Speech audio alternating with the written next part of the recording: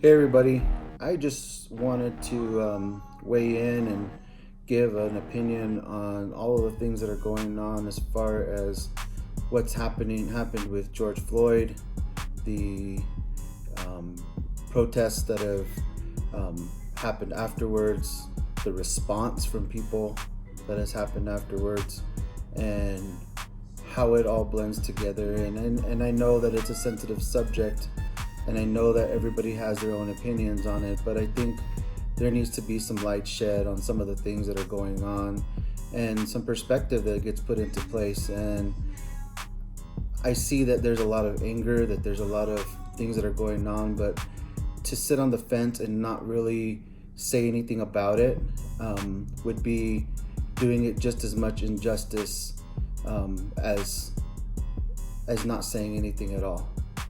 And so I wanted to provide this take, and it is my own personal take.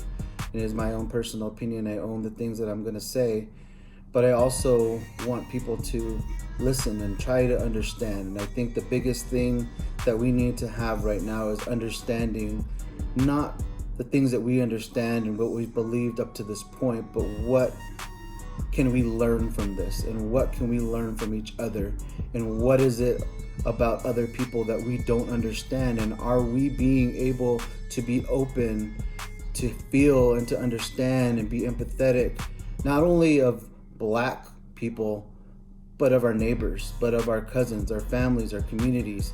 And we don't all have to agree on everything, but I think the one thing that we can agree on is that being a good person is being a good person. And that's really what I want to talk about, and really what I want to try and emphasize in my message is that I'm not trying to pick on anyone. I'm not trying to be to disagree with anybody, but it is my take and it is my opinion. So here it goes. During this time is when Rodney King was beaten by several cops in Los Angeles, and all of which got acquitted, and there were riots and protests in Los Angeles similar to what we're having now. And at that time, I struggled to understand as a youth what is going on. I hadn't seen that. I had read about the Watts riot. I had heard Watts riots.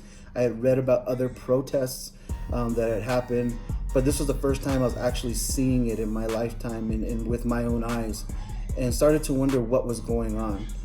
And like you, a lot of people, I was confused by what was going on.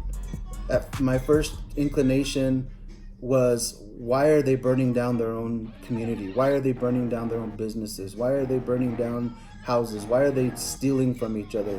It didn't make a lot of sense.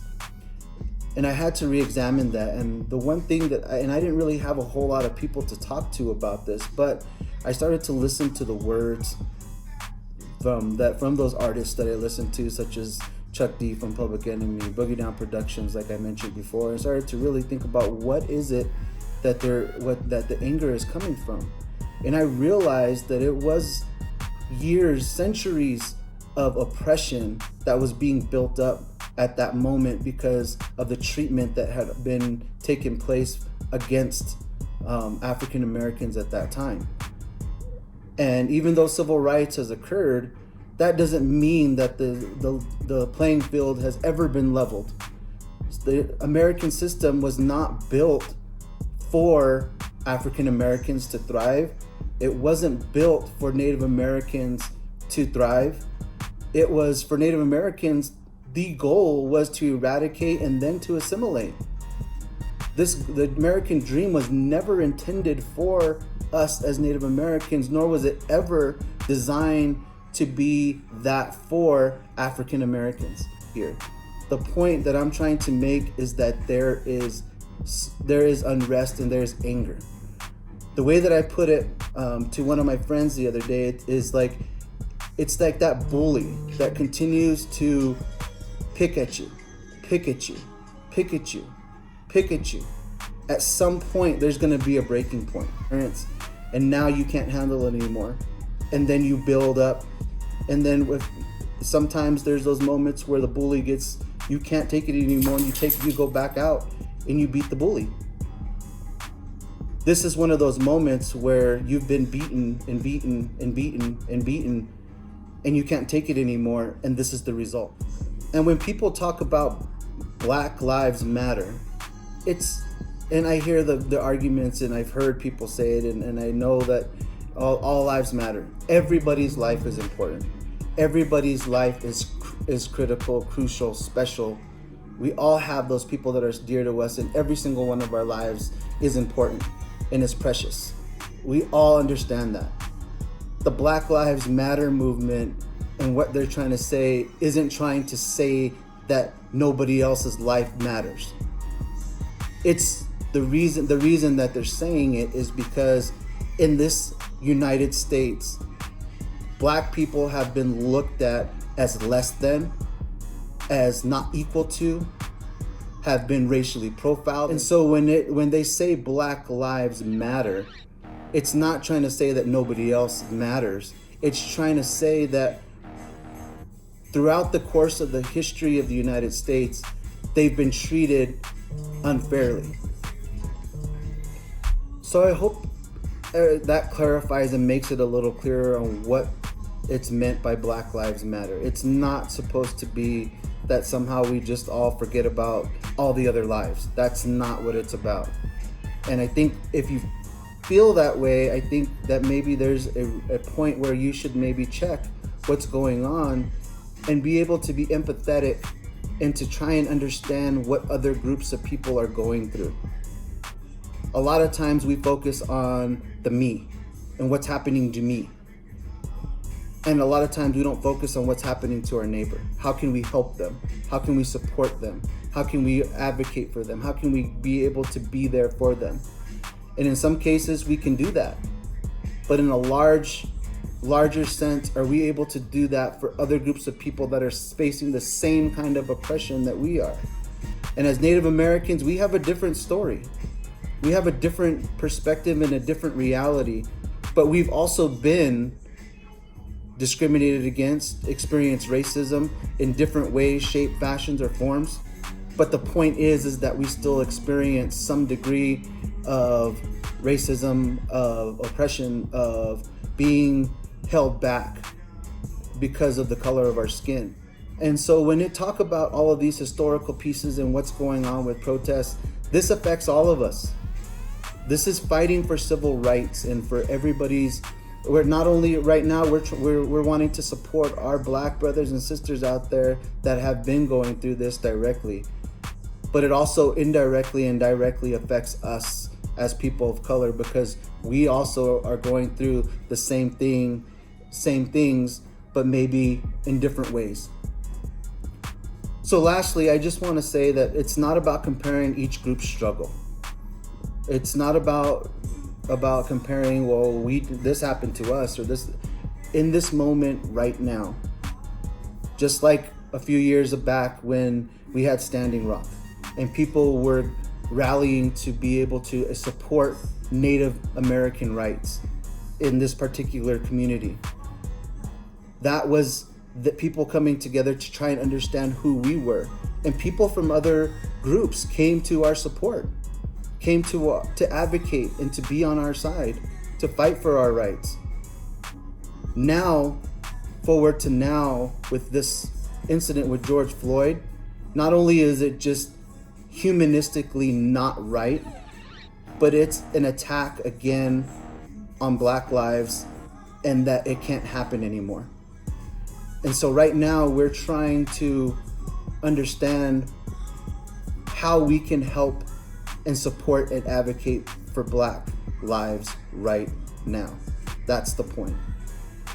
And so as we start to go forward, we want to be able to protest, and many of the protests have been peaceful. There have been some instances of looting, there have been instances of robbery, of burning things, but that's a select few people. And a lot of, and some of it maybe and at the very beginning may have been anger driven, which again, if you look at the bully example, you can understand a little bit why. But when you start to look at where we're at right now, majority of these protests and the people that are meaning to invoke change have been peaceful. And you have to try and understand that there are other pieces at work that are trying to infiltrate that also. So as we start to go out there, please, people, I beg you, and this doesn't just go out to my native friends, this goes out to everybody. Try and check yourself and where you stand and why you believe the things that you do. Try and understand where your ideas and where your thoughts and how your values have aligned and why you have a certain stance with this. And it's very hard for us to look ourselves in the mirror and understand why we have these thoughts and why we have these processes. Some of the time, institutionalization and what America has done to us has led us to a point where we believe something to be true, and that things are equal, and that things that we're not being affected by this. You are. And so right now, I would really appreciate if everybody were to educate yourselves, to look at what's going on around the world in our country, not around the world, but our country, and start to look at what we don't know. Trying to be empathetic and feel the anger, feel the frustration of people that are undergoing a certain high degree of stress in their communities. And so I hope that this brings some light. I know some people are going to disagree with me, and that's okay. And if you disagree with me, please try and have the patience and the understanding to be able to go out there and ask yourself why you disagree with me. Don't just disagree because of what the media is telling you. Just find a reason that you disagree, and let's have dialogue. Let's start to have dialogue and try to understand what this is all about, to try and understand each other. So I just want to say thank you for listening, but I also want to say, please be careful out there. Please be safe. Please learn to love one another, to learn to respect one another, to take that time in that moment to try and understand other people's perspectives, what they're going through in their lives, and try to understand how you can be of support and of help. Because if we can't help ourselves, we're not going to be able to help others. So I want to say thank you to everybody. Thank you for listening, and please be safe again. And please, again, with the COVID and everything going on, that's not forgotten, be safe out there. Thank you.